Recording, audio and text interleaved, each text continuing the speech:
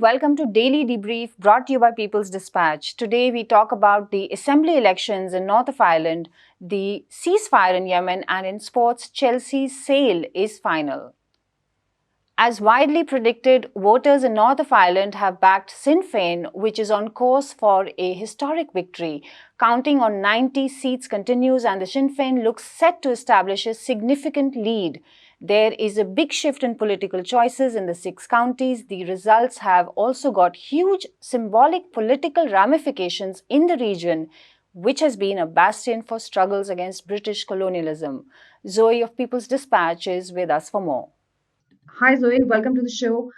Zoe, why are these elections significant? And can you tell us a little bit about the results? Definitely. So on May 5th, the people of the north of Ireland went to the polls to elect the Legislative Assembly. And in these polls, Sinn Féin, which is the pro-independence Irish party, pro-republic, won the majority of the votes and won the majority of the seats in the legislative body. This means that Sinn Féin will preside over this body. Michelle O'Neill, a leader from Sinn Féin, is going to be the first minister. This is the first time in the history of the north of Ireland, so it is extremely significant. A woman from a pro-republic party is going to be leading the Legislative Assembly, and there's many doors that will be opening with this victory. Zoe, does this mean that the North of Ireland will have now a Sinn Féin leader? And also, what is it? What are the implications for the referendum on the reunification of Ireland? Definitely. So, as I said, Michelle O'Neill is going to be the first minister in Stormont, which is the legislative body in the north of Ireland. And Sinn Féin has said from the beginning, from its inception in the early 20th century, in 1905, when it was founded, that they are pro-Irish unity, or they're pro-Irish independence. And in the past couple of years, as they've been campaigning across Ireland, they have been very clear that they want Irish unification. They want a referendum to bring Irish unity forward. They have been campaigning for this for a long time. And following the results from May 5th, the leader of the party, Mary Lou McDonald, still told the press that she believes that there will be a referendum in the next 5 years. So this is looking very positive for the cause of Irish unity. They've always looked for a peaceful solution to bring about the reunification of Ireland. And it looks that with these election results, this may be on the horizon. All right. Thanks a lot for that update, Zoe. Thanks so much for having me. There is an update to the story on Chelsea. The football club has confirmed that it has arrived at an agreement with Ted Boehly, part owner of the LA Dodgers and others. The $5.2 billion deal is backed by Clear Lake Capital. The current Russian owner was Roman Abramovich, who is subject to sanctions by the British government. The club's license is due to expire later this month. We spoke to Leslie Xavier a short while ago. Hi, Leslie. Thanks for joining us. Leslie, can you just just walk us through this Chelsea deal, which the whole world is talking about, this mega billion deal? What's it all about? The biggest business deal of the Russia-Ukraine crisis, so to speak. I mean, they say that war is a business, and we always believe that business is related to weapons and arms and oil, maybe, but I guess it's also connected with football.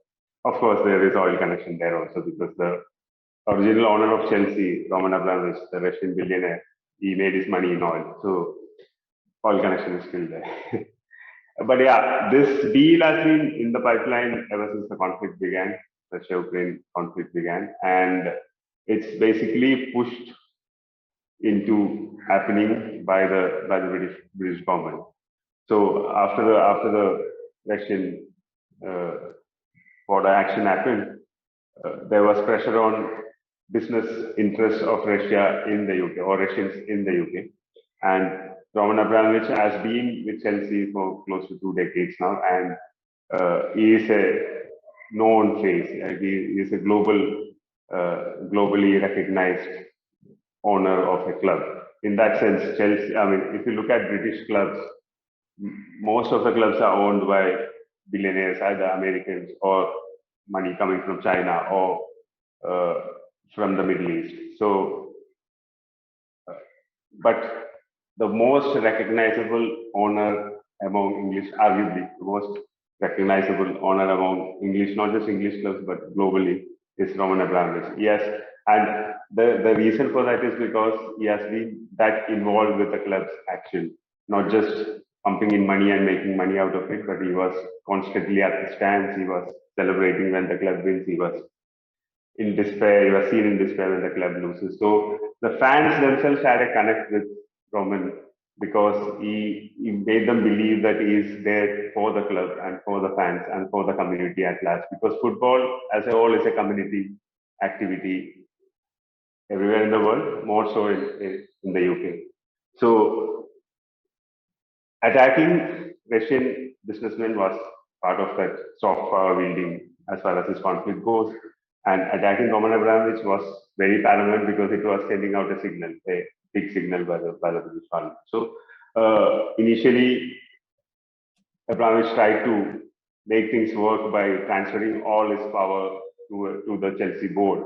But post that, his assets were frozen in the UK, and then he was forced to distance himself from the club. And then from then on, talks were happening that people have started bidding for buying this thing, buying the club, and uh, to and fro were happening. And then Todd Bowley, American businessman, again, no surprises there, American coming into the fray. Because in the UK, there are many clubs which are owned by Americans. And so the consortium led by him have won the bid reportedly for 4.25. Sorry, I'll just yeah, 4.25 billion pounds, and it's the era, the Roman Abramovich era in Chelsea is coming to an end. I mean, it's forced to an end rather. What happens to the money? There's a lot of talk about charity and so on and so forth. What's going to happen to this money? Basically, all the assets of Roman in the UK has been frozen. So Chelsea doesn't. I mean, in that sense, it's. I mean, if I can call, I know it's a politically incorrect word to use, but if I can term it as spoils of war. So basically, once his assets are frozen, whatever sale that happens of his assets, it can't be taken by him. And I think, as far as reports go, Roman himself is okay with that idea because I think he wants to. Maybe I'm just assuming here and I'm just commenting on that. He wants to do what's best for the club because he has built a connect with that club, which is very clear, which has been very clear in the past 20 years, or the past 18 years or so. So, him not disputing this fact and him being okay with the fact that 2.5 billion pounds of the proceeds of the sale would go into a frozen account, which would be used for charitable causes. So, and that the control of that account will be with the British Parliament, and they would decide at a later date how to or how to proceed with it or what to proceed with it in that regard. So it's the exit itself is unsporting to say the least because you're talking about sports and big sports and you're talking about investors getting attracted towards investing in a club in the UK. And then you are setting precedents like this where, I mean, yeah, there is a close link between Roman Abramovich and Vladimir Putin. So that is one of the reasons why he was a prime target too.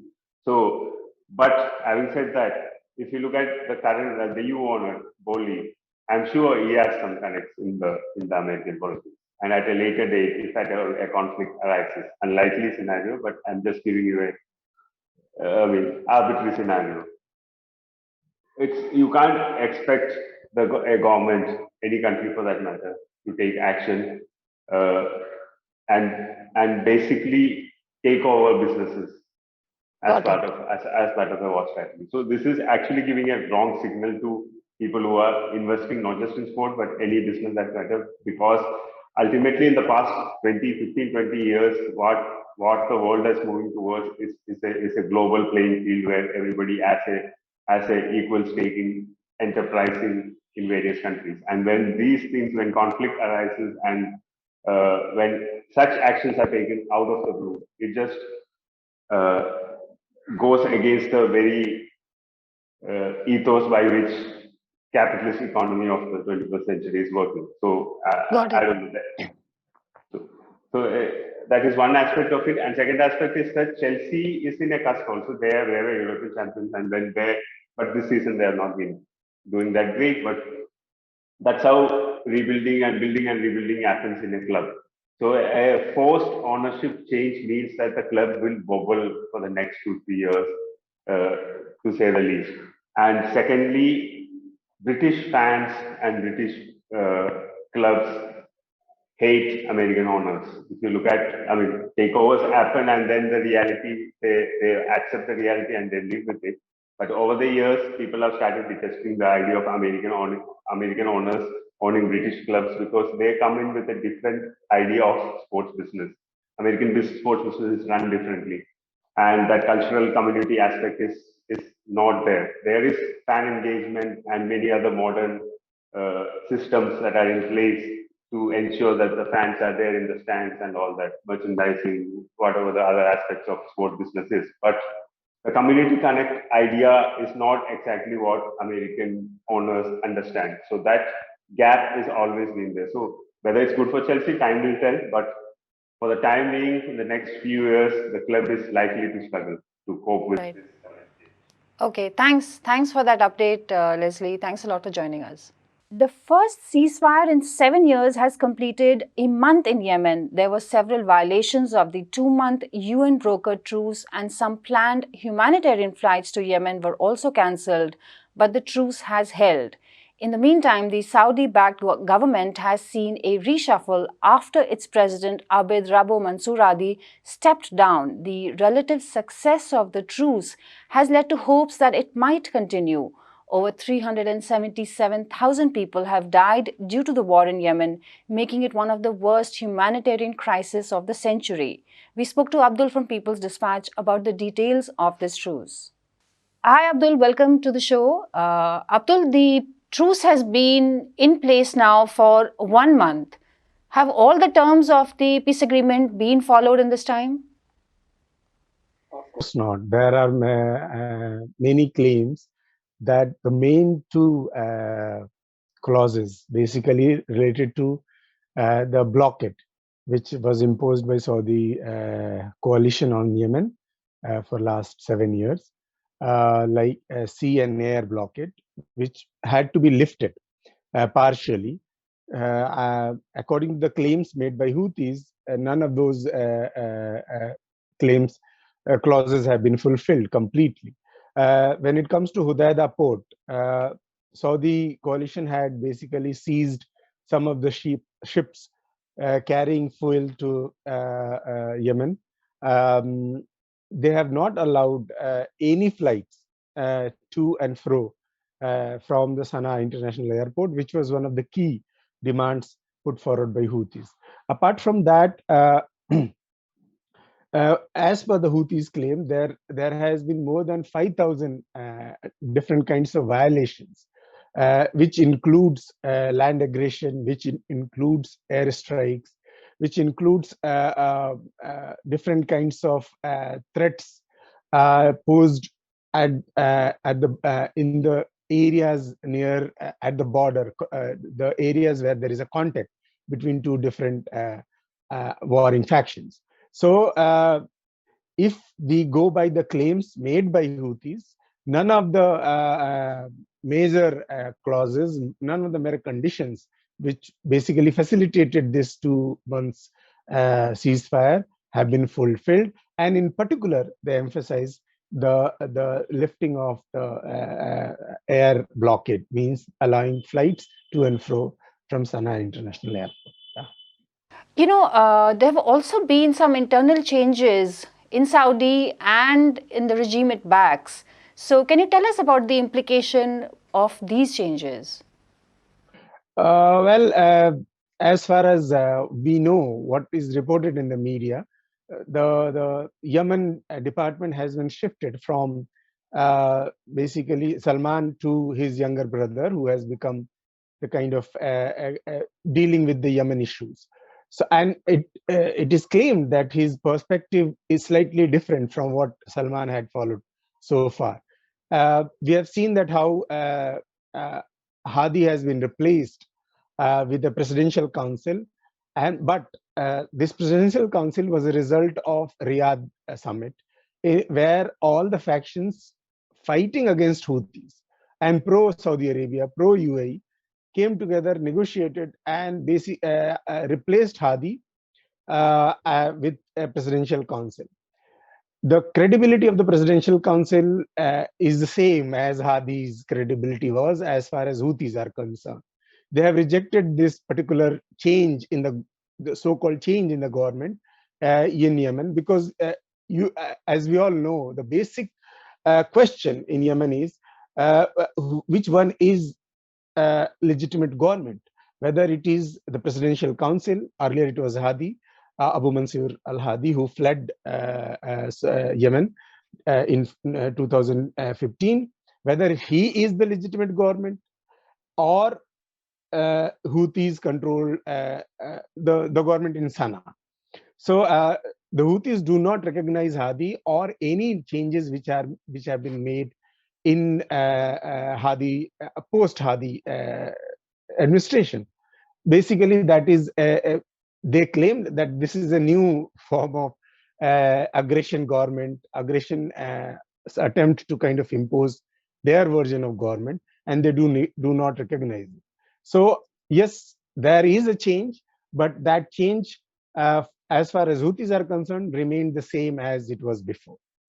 Abdul, can you also talk about this peace agreement in the first place, the background to how it came about, and how lasting can it, do we sense it is going to be now? Well, different people have expressed hope that this peace agreement may lead to a longer ceasefire, which ultimately will convert into a permanent end of the war. But these are the claims which, on the ground, there is nothing much to kind of hope on these lines, particularly because we know that how this agreement came into. When both Houthis and Saudis proposed their separate ceasefire agreement, because of the international conditions, primarily because of the hope of the cease, because of the nuclear deal, because of the Saudi-Iran reconciliation talks, which were going on, and because of the Ukraine war, which basically created a kind of political situation in the region, which basically was in favor of some kind of cessation of hostility.